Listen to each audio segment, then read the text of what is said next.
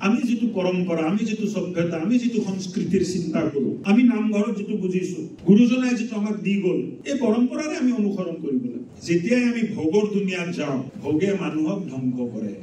ডিফিচিয়েন্সি কমজোৰি সবত আছে কিন্তু এটা লক্ষ্মণ ৰেখা সদায় ৰাখিব লাগে লক্ষ্মণ ৰেখাত থাকি যদি ভোগ কৰে তাত আপত্তি নাই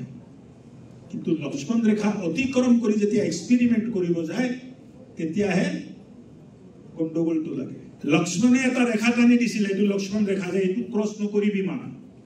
এইটো যেতিয়ালৈকে ক্ৰছ নকৰ তোৰ একো নহয় সীতাই লক্ষ্মণ ৰেখা যেতিয়া ক্ৰছ কৰিলে ৰাৱণে হৰণ কৰি ল'লে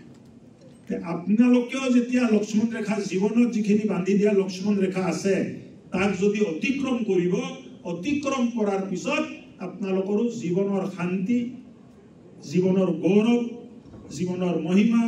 জীৱনৰ উদ্দেশ্য এটো হৰণ